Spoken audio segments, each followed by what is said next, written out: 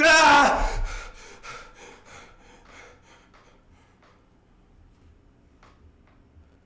Who are you? My name's Aidan. Do I know you? You better. I'm your producer. Producer of what? Film Buzz. Film Buzz. Don't you remember? That podcast? Yeah. Are we doing that right now? We're doing that right now. Is that why there's a fucking camera aimed at me? There's a camera, there's a microphone, there's a laptop, There's lights and stuff? There's everything. Where is this place? I've never been here before. This is your home. This is my house? This is your house. Did I move? Yeah. We've never done Film Buzz in here. I haven't done Film Buzz in a month. I haven't even thought about Film Buzz. Last time I woke up from one of my hypnotic dazes, I was in some lady's apartment, blue, there was plants everywhere. So we're doing Film Buzz. Who's our guest tonight? Read the card. Okay.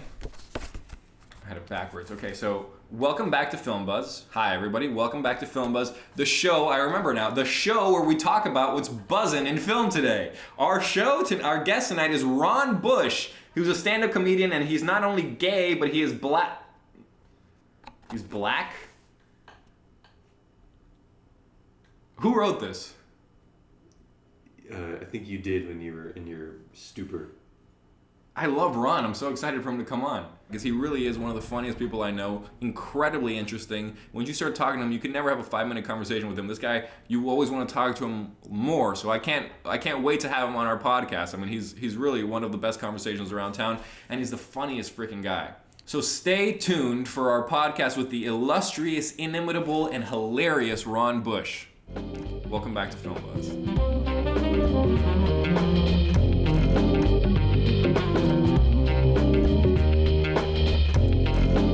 How are you doing, baby? How's me and the baby? Or did you call me baby? I said I called you a baby. Oh, I'm doing all right. So welcome to Film Buzz. You're not quite my sidekick. Nope. You're more my producer, which is desperately needed on this podcast. Happy to be here. Yeah. Someone who knows how to, run a show. Sure. But you're also a funny motherfucker. But I don't think I could ever do stand-up. Really? No. I have good jokes, but they're not I don't know if they would be for a stand-up stage. So does that mean that the person needs to know you or something? No. They're like long-winded jokes that I could tell maybe in a couple minutes and then that would be it. Are you ready to have Ron Bush, the amazing, the inimitable Ron Bush, on our podcast? I'm very excited. I've watched him I can't believe he's stand-up. coming on. I know, and you've met him in person. I've not met him yet, and I'm very excited to see him, see what he's about, and talk to him. Yeah. I can't wait for him to happen. All right, let's do this, man. Let's do it. Let's get it. Ron Bush, as if he wasn't already here, and we're filming this after. Yeah, we never film it after.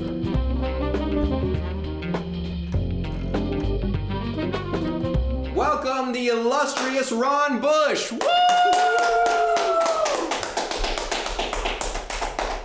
All right, man. Happy to see you again. Brother Dante, how are you, man? Hello, everybody. Yeah, this is Aidan Collett. Hello, Aidan. How are you doing? I met Aidan when I first came in here. Yeah, we all chatted for a bit. Absolutely. And then you met my little brother. I met your little brother, who's like a little tiny mini version of you. I've heard that. Yeah.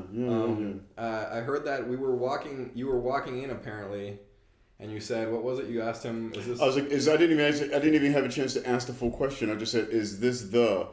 And he said, yes. And I was like, he's so trusting. This has to be Dante's. Yeah. You know what I mean? Because I was about to say, is this the gay porn house? Yeah, I know you were. Yeah, and he was just totally unfazed. Finally got a comic on Film Buzz. Absolutely. So far we've had actors, writers, directors, but I'm so excited to have my first stand-up comedian. I'm your first stand-up comedian on Film Buzz? Really? This is only our 5th episode. Okay, well, that's fine. Yeah, you know what I'm saying? Yeah. So these people, they have no idea what's about to happen. No, here. they don't, and we're going to have a breakdance competition before the end of the night, ladies and gentlemen. Yeah. You know what I mean? And cocks are going to be flying. Absolutely. We got Aidan is behind the camera taking his clothes off right now as we speak, ladies and gentlemen. I'm almost nude. Yeah. That's fantastic. Well, either undress or don't look at me, but not both. Anyway, I poured you what is my favorite cocktail of all time, a Manhattan, and then I've got a rum daiquiri. Wow. Thank you very much. Cheers. Cheers. You already dug into yours a little bit. When I walked in here, ladies and gentlemen, he asked me, he said, Did you drink? I was like, only alcohol. You're definitely my favorite stand-up comic that I know personally. I appreciate that. But you're one of my favorite stand-up comics, period. Oh, that's interesting. Okay. Yeah. How's that possible? Well, I know another guy, Jimmy Brogan. Have you met him? No, I think I have, yeah. Yeah, I also am, I love that guy. It's just more exciting because I know them, and then when they go up there and they kill, it's like, I feel like extra special. I really appreciate that. Yeah. Thank you very much, yeah. Yeah, we met at Accidental Chaos, the Yes. open mic, which was... I was like my second open mic I'd ever been to in my whole life. That must have been frightening. It was very frightening. I didn't go back. You didn't go back? You haven't gone back to I haven't gone back. I'm a little better now, so maybe I'll go back. But Accidental Chaos, for everybody who doesn't know, is the frat house of open mics in Los Angeles. And so it's wild, it's crazy, it's wilder and crazier than we can possibly imagine. It's illegal. It's wild, it's crazy, and it's illegal. So we just do a lot of crazy stuff there, but we tell very good jokes. And you do tell very good jokes, and if you're not a good comic, no one will have sympathy for you there, which is good. Right, we're real comedians at that place. Exactly. Yeah, we believe in the craft there. Yeah, you do. So that night, I met the likes of you at Accidental Chaos. It was like probably 7 months ago. No, go for it. That's what it's there for. I was saying, I'm sorry for meeting me. No. You were hilarious. Nobody laughed that night. I remember that one about that night. No one laughed at anything except you were the only one that actually got laughter up there. I mean, and you had other great comics on that stage, and I'm a big fan of like Handren Seavey. Yeah, Handren's great. Handren's fantastic. Yeah, and Mike Sasson was Mike there. Sasson, my future podcast partner there. Yeah. He's They don't fantastic. know who the fuck I am, but I know who they are because they're really good comedians. They're fantastic comedians. Yeah. But yeah, so they were all in this room, and it was like a terrifying experience for me. But so you guys are all like, when did you all meet? Like the three of you, I feel like are always hanging out.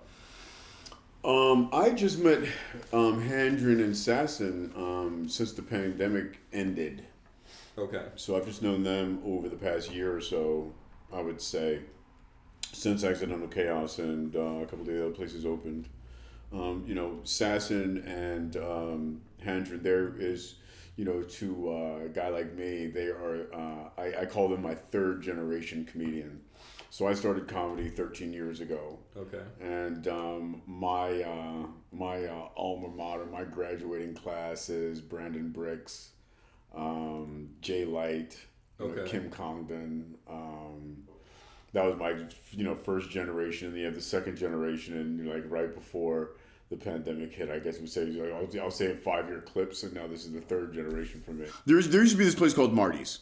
Okay, Marty's was the number one open mic in the city, and that's where like Damon Wayans and when Tony Rock was in town, he would come there. Like a lot of big comedians would go there. What time are we talking? This is 13 years. This is, up until 8 years ago. Like 2000? Yeah. So, well, 2005. No. This is 10 through 2012. Okay. 2012 through like 18 or something like that. And so, I mean, do you think Accidental Chaos was rough? Yeah, we didn't fuck around, baby, but we weren't fucking around at Marty's. Marty's is still, Marty's. We're Marty's alumni, and so it was there that I really,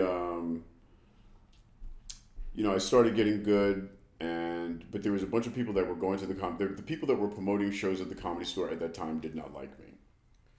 You know, and was that anything to do with fucking Adam Egget? No, Okay. No. And so I'm not going to mention any names when it comes to that. Okay. But there were younger guys. Absolutely. They're younger guys. They're no longer there.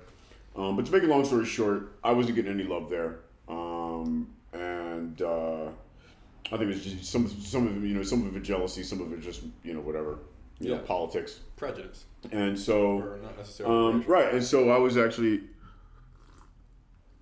by the end of my first year, Tom and Dana Carvey, they got me booked with their dad to do a show at the West Side Comedy Theater. At the end of your first year? At the end of my first year, yeah. That's really early, right? I was a natural, and plus I've been doing sketch and improv. I'm a Second City alumni. Right. So wait, was this paid gig, paid show first year? This particular show was not paid. Okay, yeah. But I mean, if you're being able to open up for Dana Carvey. Oh yeah. Within 1 year, I that's was amazing. just upside down. Yeah, that's incredible. And but it was when I went to the West Side Comedy Theater. And Tom and Dex are late. Of course y'all are late! But anyway, so I get there, expecting to be there, and it's like, I walk in, like, Dana Carvey. He's like, right there. I'm like, fuck! You know what I mean? It's like, and he was super, super nice guy. And we started talking. We're closer in age than I am with, I'm closer in age with Dana than I am with Tom and Dex, you know what I mean? So we got along, and so Dana was the one who gave me some great advice on touring and how to get really good. And to sum it up, he was like, once you get so good, you'll be able to get up. Don't trip about it. Right. And so within like 2 weeks after that, I was at an open mic with Kenny Lyon and at the Hollywood Hotel. Wow. And they were still doing mics there. And the legendary Rick Shapiro, was having a Rick, was there. And I didn't know who he was. And we started talking, and he saw my set, and he's like, "Man, you're great," and then I ran into him again a couple days later. You know how mics are; you just keep running into the same person again. So I ran into him like 2-3 times. One of my biggest fears, but yeah. And then he right, and then. He saw me do another set. He's like, "Man, I'm about to go on tour. You should come with me." No shit. I was like, "Fuck yeah!" I'll go with you on the tour, man. And so he took me on tour. We did the Northeast, Boston, and wow. Yeah. Where you're from? Well, you're not from Boston. We're not from Philly, but I mean, you're from the East Coast. Yeah. Those were paid, and yeah. so. And you had. Maybe what'd you do along the East Coast? Where'd you go? We did Boston. We did Providence. We did Boston, Providence, Rhode Island. We did Cambridge by Harvard. We did Providence, Rhode Island. We did Rhode Island, and then there's Portland, Maine. Okay. We did, and then and a few other cities around the Northeast. And then we went down to Charleston, South Carolina. Wow. Yeah, so we did 9 cities, nine tour dates. I'm black, I'm gay, I'm the white woman spirit animal for everybody out there who don't know who That's I am. the beginning of your set. Absolutely. Right? And so it's how I introduce myself to crowds. And so, they call me Gay Thanos. Okay? That's what it is. The scariest gay man in America. Yeah. I treat straight men like they treat women, And how can I say it? I mean, I have a joke called stereotypes. I don't like living a stereotype. I'm not your stereotypical black guy. I'm not your stereotypical gay guy. Yeah. That's how I work. Yeah. I'm not your stereotypical, and I'm not your stereotypical comedian either. Yeah, you know what I mean? And I take pride in that. My differences. Unfortunately, in the African American community, there still is a lot of homophobia. Of course, and so what I do on stage, being a pro-black and pro-gay comedian, shocks them in a way. I know. Sometimes it's not appreciated. You know what I mean? Right. I'll just do my more racial stuff, more non-gay stuff, right. And it's not because, and I just need people to hear this, it's not because I'm ashamed of that, it's because I'm a professional, and if I go inside of a room, especially if I'm getting paid, I want them to laugh. Before anything, you're a comedian. Before anything, I'm a comedian. I don't need to force my opinion on somebody's person. I don't need to force my game on somebody's. If you're fucking... It's not about that. If you wanted to do that, you'd be a... I want your laugh, man. Yeah. You will learn about me through my stand-up. You've seen it. You know what I'm saying? So that's not going... There's no chance that won't happen, but I'm not going to rub your face in it unless you're a dickhead, unless you're an asshole about it. Because I love jokes about gayness. It's fantastic. And I like hearing it from gay comedians and non-gay comedians. If you have a problem with gay humor, if you have a problem with black racial humor, then there's two things that are happening. One, either you think we're talking to you, right, and you're feeling guilty, right, or B, you shouldn't be at a comedy show, right. You know what I'm saying? Unless you have sexual orientation issues, how can you not laugh at a gay joke? Right. If a gay comedian starts teasing you, if you don't have sexual orientation issues, right, then you should be able to take that laughing and be like, ah! Yeah. Be the equivalent of a Latin dude, a black guy coming up and calling you the N-word. Yeah. You are not that. Yeah. So either you laugh or you take offense to it. Yeah.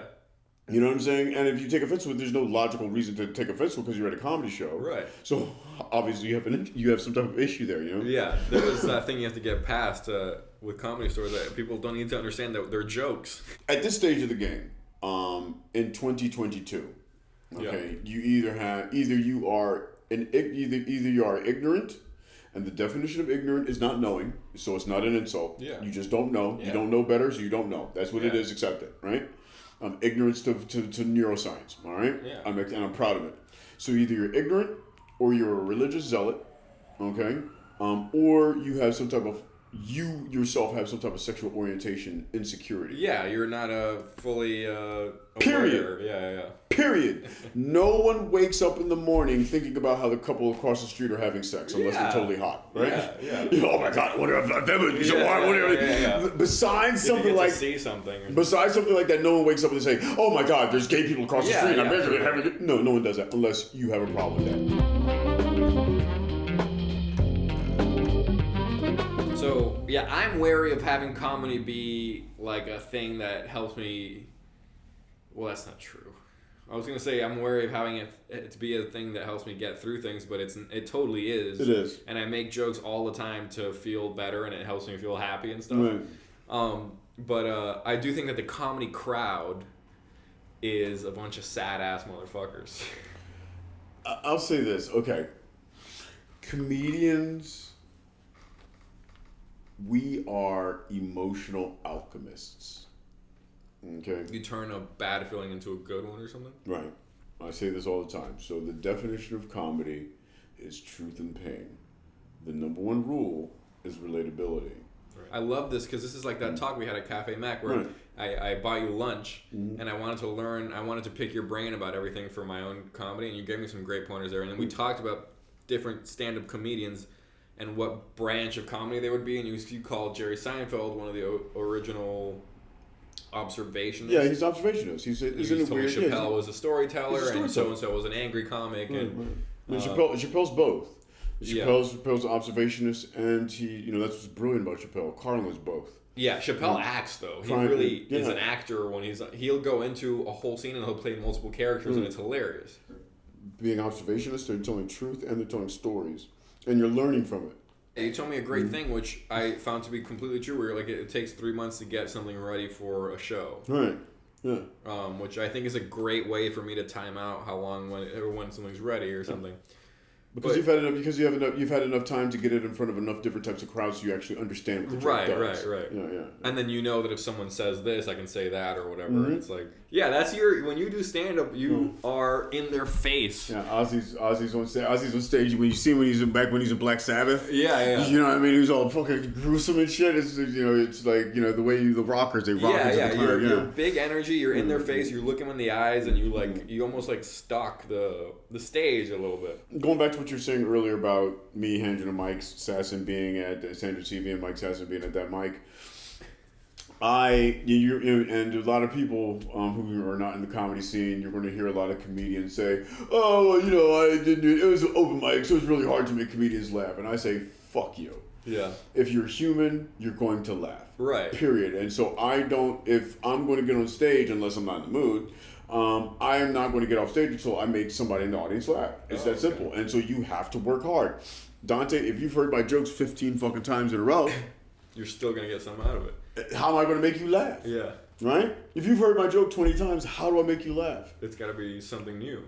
Especially if it's the same joke. There has to be something new. Yeah.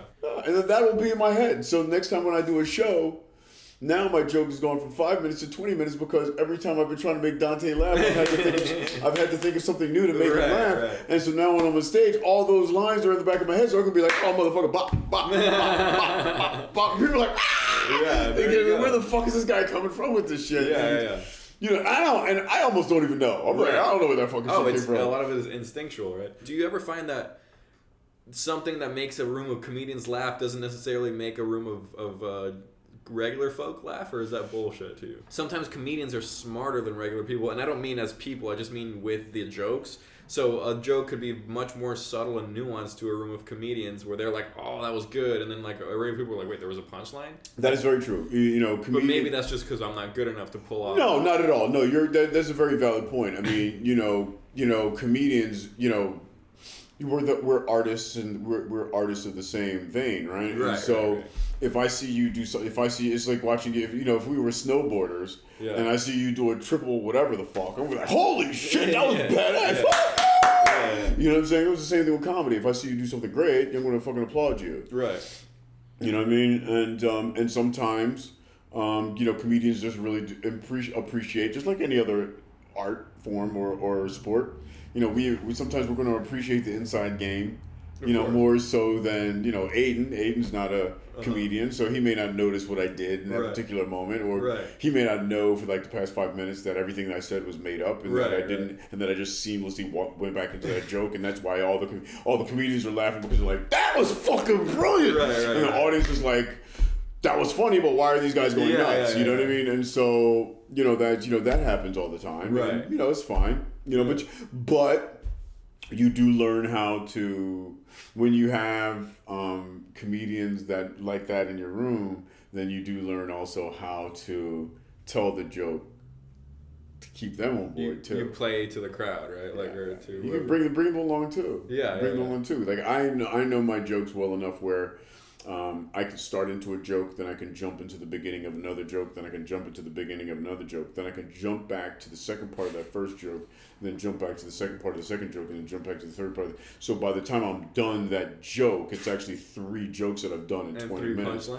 There's not even 3 punchlines. It's just like 3 stories intertwined between the 3 of them. Right. And by the end of it, people are like, "What the fuck?" You know what I mean? But that's because I know my jokes that well. Right. That I can actually do that. Yeah, I do see comedians do this, which is something I want to work on myself. Is like when they have this punchline that comes and it kills. And it's probably like the 8th punchline on the whole thing, right? Mm-hmm. And then they have like another punchline that comes after the one that you thought was the last one that kills, and it's even funnier than the one before. And then you're laughing so much because you already thought it was over and it's still going. And then they come up you with a third one, and then the third one's even the funniest out of all 3, and then you're like laughing your fucking ass off, and then you're like, you can't believe that this person's that funny. And that sounds like that's what almost like you were gonna say, where you have all these different stories, you have so much ammo to hit that punchline with, that you can just hit it like 3 different times. That's pretty much it, you know. And you've told that joke so many times, those 3 lines, and you know how they hit. Right. You know which ones hit better. You know if you hit those 3 lines, this one, and this one in that order, the crowd's gonna lose it. Right. And so of course I'm gonna go up there and be like, da da da da da da da. Yeah. And you're like.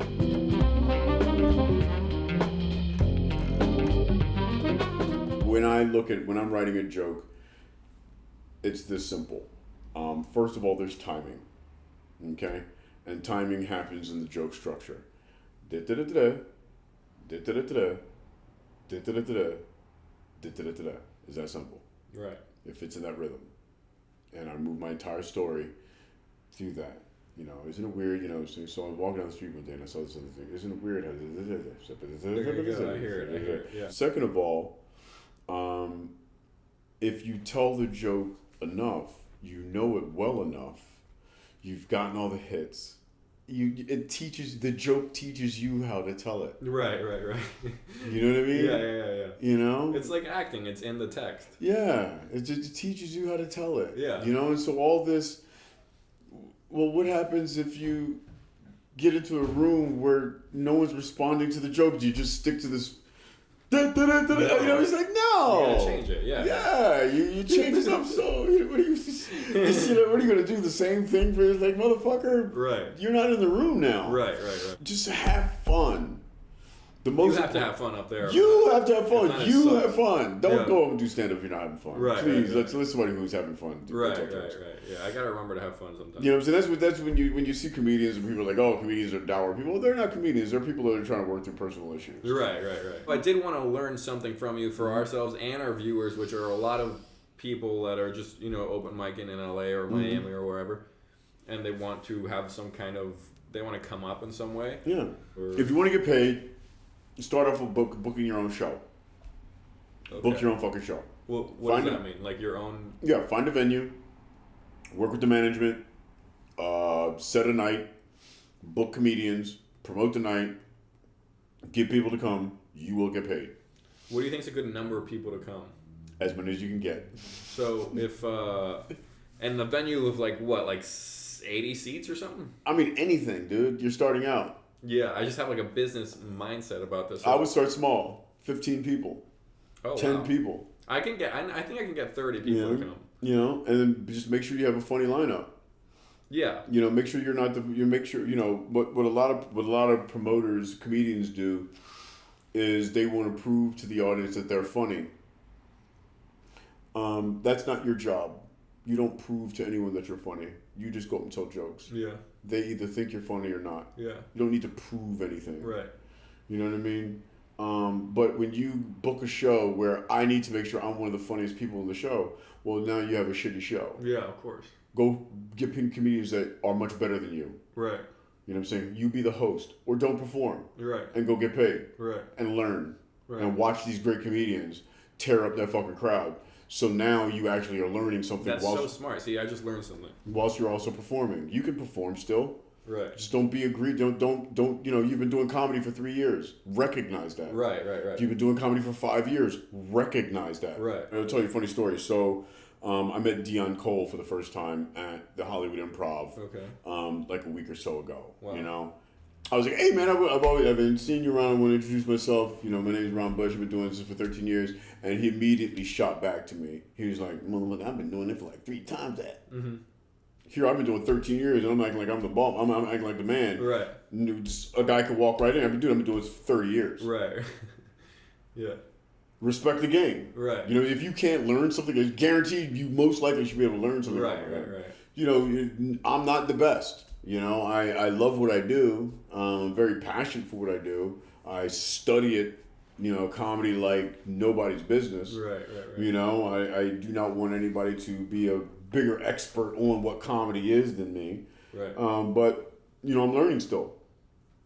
I'm still developing my voice. I'm still, you know, doing all these things also, or changing my voice, I guess you could say. Right. Know? And so, you know, comedy is, to me, it's the most sophisticated art form.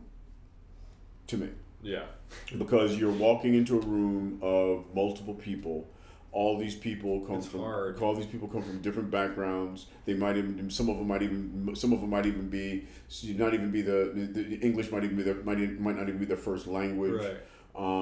You just got off work. This girl's dad just died. This person's going through a divorce. This person's on a honeymoon. This person's, you know what I mean? So everyone's in this, you know, this person's shit-faced. This person's stoned. This person's been eating shrooms. This person's sober. Yeah, this person's sober. And so Right. you have this cacophony of this variety of people in this room, and you're able to get all of them to laugh Right. at what you're saying. Right. Yeah, You know, for real. there's psychology. There's just so much behind that. Yeah. You know what I mean? And it's just you, right? Yeah. And so there's so much more behind that than any other art form that I'm familiar with. Right. You know, a movie is fantastic. I mean, you know, you have these ensembles and you have these points, and you know, all the actors are playing these roles. I'm a 12-year acting student with John Coppola. I get it. I love acting. I'm writing a script right now. You know, the whole 9 yards. But what Daniel Day-Lewis does on stage versus what Chappelle can do in an hour, much different. You know, a good comedy set can change a nation. Right. You know, period. It's truth. It's truth. The definition of comedy is truth and pain. The number one is relatability. Yeah. If you look at Richard Pryor, It's saying something that might be hard to say in another situation. Absolutely. If you look at what Richard Pryor, George Carlin, and Eddie Murphy and Paul Mooney did for our societies at the periods of times that they were coming up, it's breathtaking. Wow. It's breathtaking. Without those comedians, without Richard Pryor and Paul Mooney as that partnership in comedy writing and as comedians, we wouldn't have our society the way it is today. Wow. Period. Wow. Period. Me and Adam Smith from Accidental Chaos went to Vegas, I guess almost 2 months ago. I remember you telling me. Yeah, for a show. It's for some shows. I did this show with Manny Manfred Heim. How you doing, buddy? He's amazing. This is a great show in Boulder City. And one of my favorite places to do a show because he always has at least like 100, 150 people in there, and it's usually like 50-50 Democrat and Republican. Damn. You know, it's the fucking best room ever. Wow. It's great. It's such a great room. And and they don't give a fuck. Right. You know, and so when me and Adam were there, like 20 of the people, and they were sitting right there in the front, like the center. 20 of them were biker gang. It was a biker gang. They had the leather vest with the sleeveless vest with the Trump emblem sewn into the thing. You know what I mean? And, you know, they're and Adam's like, he's like, oh, you gonna really do your shit in this room? I was like, dude, this is the type of room that I fucking want. This is it right now. This is why I'd be scared. But this is why I came here. Adam was a little nervous. He is a little nervous. He pulled back a little bit. You know what I mean? Because but I get up on that motherfucker, and listen, again, they're humans. They came to laugh. Right. And you could see who the boss man was. You know what I mean? So I started off, and I just went to that motherfucker. I was like, I forget what I said, but I was like, you my homie, I'm nigga, you my homie, niggas gonna get along. He's like, that's right. So then I was gonna, by the time I did the gay bit, I was like, you gonna be giving up one of your boys as my bitch. You know what I mean? And they started pointing around to which one it's gonna be. And, so by the end of the night, dude, they were upside down. They were buying me and Adam drinks afterwards, and smoking weed with us and everything. Like, yeah. But what was interesting was the jokes that they were saying while we were playing pool, the questions that they were asking, they were thinking about the jokes that I was saying. They learned. You know what I'm saying? They were asking questions. So wait a minute. So you mean to tell me? Like, it was, they were learning. That's comedy. Look what Chappelle did when Trump won. I've seen it, yeah. He got in a little bit of trouble, but yeah. He doesn't give a fuck. Yeah, no, he doesn't. Nor should he. It's the same thing with his trans jokes. Okay, so let's talk about it. Can we jump? Absolutely. And I need the gay community to hear this. I really need you to hear this. Known so many comedians who have toured with him and worked with him. I know for a fact that he had, as he said in his special, so this is no secret, he had trans and gay people helping him with those jokes. The most important thing about his special and the jokes that are in question is you may not like the jokes, but the foundation of the jokes are true. And the one joke that I'll use it as an example is how in the gay community there is a lot of transphobia. That's a fact. There's racism in the gay community. I can get on Grindr right now and say the right combination of words and have some white guy call me the N-word. Okay, so let's not pretend that homophobia and racism and are just for straight people. And transphobia are just for straight people. And so for all you gay people out there that are starting to get upset, it's you that I'm talking to. It's exactly right. There are major parts within the gay community that look at trans people as the third leg, as the fifth leg on a four-leg stool. We know that.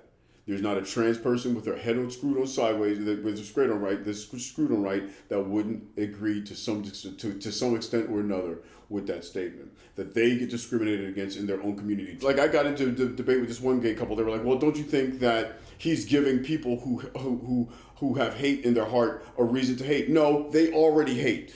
You're always going to have someone who's going to say these things. So don't look at the comedian as the person that you want to castigate. Okay, let's go back into your own communities and deal with those people. He's a comedian. If you don't like what he's saying, there's another comedian coming up afterwards. He's not saying anything hateful. He's saying something truthful. If he was saying something hateful, then I would be the first person to say it. You may not like the joke. You may not like the comedian. Right. You may not like the point of view. You may not like the delivery. You may not like the perspective. Go watch another comedian. Hey. It's that simple. Actors are cats, aren't they? Yeah, well, I'm mainly an actor. Yeah, you guys I'm are a cat. Yeah, actors are cats. I get in trouble with actors for being too much of a, but I'm sure the comedians. Because you have comedy in you. Right.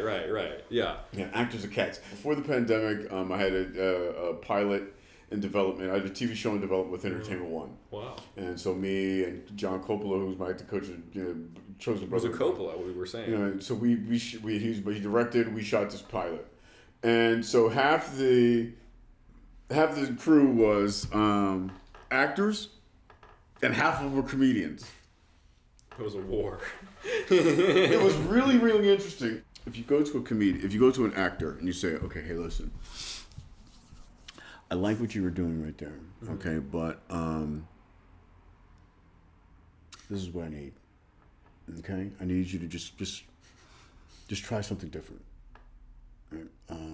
Just dial this back, dial that back. And the actor's gonna be like, okay. All right, so let me change my substitution. I need my substitution. All right, so my mom beat me here. Right.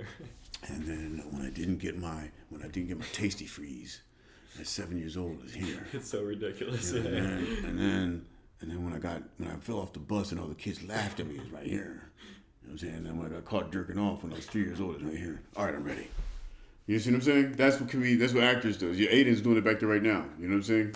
Which we love him for it. You know what I'm saying? Comedians are, all right, this is what I need. What do you need? Ah! Is that good enough? No. Ah! You're like, dude, we need to do action first. Oh, okay, yeah. No. You just let me know what you need, bro. You just let me know what you need. That's a comedian. So you're saying we think more, actors. Comedians will give you 50 takes in 20 seconds. Right. 50 takes in 20, and all of them just as committed. All of them, they're just boom. You know what I mean? Actors have to... Yeah, they're cats. Yeah. They're fucking cats. If an actor starts getting in his fucking head, oh, you're fucked. Oh my gosh. You're fucked. My auditions take an hour. It's 3 lines. Dude, you have to lay him down on a sofa and be like, okay, listen. Yeah. First of all, you're doing fantastic. Yeah, that's good to say that first. Just because everyone's sitting here looking at you right now because the entire production has stopped doesn't mean that you're fucking We love this mental breakdown that you're having right now. Right. This is fantastic. You have to go do that. With a comedian, it's like, what's going on? Do you want some cocaine and some weed? No, just go back. Come back. 15 minutes. Right. He's gonna come back. He's like, okay, she's ready. That's exactly what we're seeing. Like there was the acting scenes. The actors would have to go and they would go through their lines. They have to get quiet. Right. And then sit down and they were waiting for everything. And right. Actors, it was like herding fucking like hyenas. Right. These fucking guys are animals, man. It's just like no, comedians are crazy. Oh, they're fucking batshit crazy. Yeah. But that's also why so many comedians are actors. Yeah, they're both and actors. I guess not as many actors are comedians. Yeah. Nope. We are the emotional alchemists. Right. We are the emotional alchemists. Actors are emotional conductors. Oh, interesting. They conduct. They don't change it. They just have They don't change it. Yeah. They conduct. They have it within them. Yeah. If Aidan is playing Al Capone, his Al Capone is going to be very different from your Al Capone. Right. Because of who Aidan is. Because he's channeling, he's conducting, he's letting his energies out through the role. So that's why Aidan's Al Capone is going to be different. Comedians are alchemists. Right. I'm turning pain into joy. Right. Your mom just died. You know that bitch didn't like you. You know that bitch didn't like you. Fuck that bitch. It's we're changing the emotion. Right. No, that's a great analogy for that. I'll keep for sure.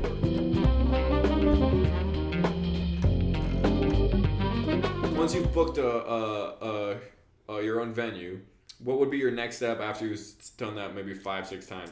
Book your own shows where people are going to pay money to come see the show. Right. You get paid. What do you like, $25, $20? $20 bucks. You know what I'm saying? You get paid. Something I'm really bad at sometimes. Demanding the money. When you get... I think I can be good at that. If I'm going to be driving 30 miles... To go to fucking... Pay me, give me gas money. Yeah. If I put you on a show, how much would you want? It depends on the show. Right.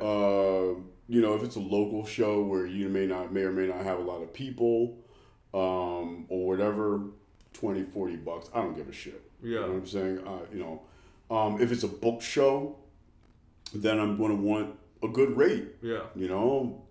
Anywhere between say $75 and $300. And a book show just means a bigger audience, or what? Yeah, how many people are there? How many people paid? How much am I making? How much? How many people paid to get in the door? If you have a room of 300 people that paid $20 a head, where there's always gonna be a guest list. So you have a room of 300 people and say 250 of them paid to get in. Motherfucker, cut me some cash. Of course, yeah. Cut me some cash. Yeah. You know what I mean? And so it just really depends. I was on the road a lot, and getting paid. So when you're on the road, you get paid $200 at a show. You can get paid $175 a show. You can get paid, whatever, a show. And how many shows do you do every? You can do 2 in a night. You can do 1 a night. Stay there. As many as you want. Right? Yeah. You can do. I do $50 here, $175 there, another $25 here, another $200 tomorrow. You know what I mean? Just whatever you can put together is what you put together. Really, and I book right now. I'm booking all my gigs. Okay. When you have a manager, they book you. They get you obviously like Pink Fox does and other people. And then they get you on the bigger shows and the touring with like Patton Oswalt and these type of people. Right. That's my next level. Getting to where they are. There's managers and agents that specialize just in comedians. Right? Absolutely. Because I have all of that for acting, but not for comedy. Absolutely. And you just Google stand-up comedy managers, and it's a grind like anything else. Would you like to at some point just make it all from comedy? That would be the plan. But by the end of this year, that is the plan. Okay. Within the next year or two. Within the next year or two, that is the plan. Yeah. Yeah, that is absolutely the plan. Like everybody else, I have my insecurities. I was raised to believe that you never got money. That you didn't make money doing art, but you made your money doing blue collar jobs. So it's probably something that's inside of me that I gotta get rid of. I mean, I definitely have spent the past few years just really focusing on the craft. KRS-One, the great rapper KRS-One. From the legendary Boogie Down Productions, has this phrase in one of his songs because I'm relying on talent, not marketing and promotions. And so for the past few years, once I realized how good I could get with this, I've been relying on the talent, really relying on the sausage making of it, the intricacies and the nuances of the art form, And now I'm like, oh yeah. It's time for me to get paid. I think it's definitely time for you to get paid. So, ladies and gentlemen, I've had 3 podcasts. Okay, I've had 3 podcasts. We were talking about this before we started. The first one was called So You Think You Got Problems. Oh, okay. So You Think You Got Problems. It was me, Mike Moritor, and Jeff Keller. And then the second podcast I had was with my buddy Steven Gibler.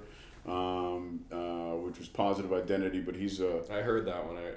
When I met you and you were doing that one, and I listened to an episode or 2. Yeah, it's a great podcast. Unfortunately, he's a producer and a USC Film School professor, so our schedules just fell out of sync too much. And so then me and Mike Sasson are starting Mike and Ron Here to Help. Yeah, shout it out, baby. In January. Mike and Ron, 2 really funny comedians. Mike and Ron Here to Help, and that is going to be another podcast where we take tough social issues of the day and we try and make sense of them and teach people a different way to look, different perspectives, and a different way to talk to and communicate with each other without all the hatred. Norm Macdonald, who's he's probably my favorite comedian ever, says, and I know he said something like it takes 10 years to be a comedian or something.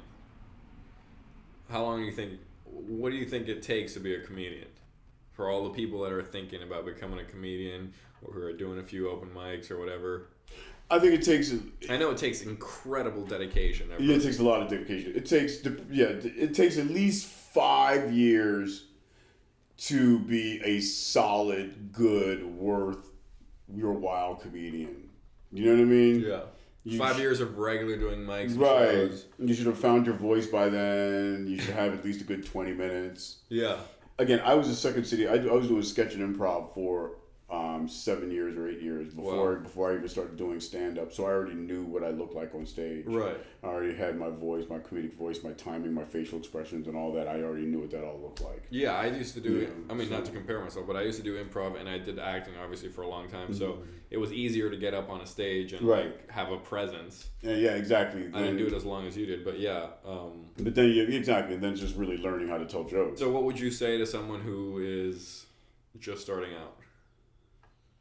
Do not, under any circumstance, pay for someone to teach you how to do stand-up. Okay, I love that. Just don't do it.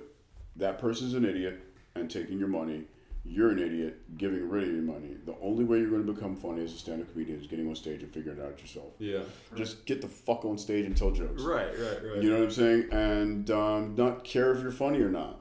Don't care if you're funny. Don't try and be funny. No one likes when you try and be funny. Right. Just go and have fun. What are your mics? Where do you go? Accidental Chaos, Third Wheel, Corbin Bowl, I'll go to every once in a while. Yeah. But my whole thing is that I'm dedicated to both acting and stand-up, so it's like these two like things that take so much dedication. Yeah. But I do suppose that acting, when you're not getting auditions, you can use that time to do stand-up. So it's like you don't need to necessarily always be acting.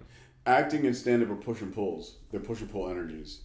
I'm a far better actor than I am a stand-up Yeah. comedian. Because acting is a very different thing. Yeah. You know what I'm saying? It's a different talent. It's a different modality. It's a different art form. Yeah. You know, and that's when I say they're push and pull. They're polar opposites. Right. You know what I'm saying?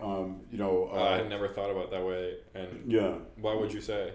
Acting is more structured. Right. Than stand-up. Stand-up is freedom. Right. And what I mean by that is acting is, Vaden is, or if you, Dante, and me, we are going to shoot a scene, we bring we do everything we do, but we bring it within the confines of the script and the characters that were written. Stand up, the moment I get on stage, I can take it anywhere. Right. And still be using the same jokes. It's Miles Davis at the Fillmore. Right. You know what I mean? That fucking flamenco sketches now is no longer a 9-minute song. It's now a 38-minute song. Yeah. You know what I mean? And he's fucking having it, and the crowd's like, fuck yeah! That's stand up. Yeah. You know what I mean? Yeah. But I do think that once you get more into the, I mean, you're a seasoned actor, but acting can also be very similar in that you can very much so. Yeah, very you much feed so. off of other people and everything the same. Absolutely. But I do hear what you're saying about the structure, and you have to play to. It's you within the imaginary circumstances of the script and of that character, whereas stand-up is whatever the fuck you want. It's more freeform. It's all freeform. Yeah. Yeah, it's as freeform as you want it to be. And yeah, I can tell that you are one of its. You're a lover of it. I absolutely love stand-up. I'll never stop doing stand-up. Love affair of yours. I'll never stop doing stand-up. I'll always be doing stand-up. One of my favorite pictures of Richard Pryor before he died. He's in a wheelchair. He's in the original room of the Comedy Store. Right. On stage in a wheelchair telling jokes. Fuck yeah. And on that note, thank you so much for being on Film Buzz. You've been one of my favorite guests so far. Thank you. Yeah, and I'm so glad we finally. Thank you for having me on Film Buzz, where acting is taken seriously and comedy is not. It's taken seriously. What if he says it's not? It's not.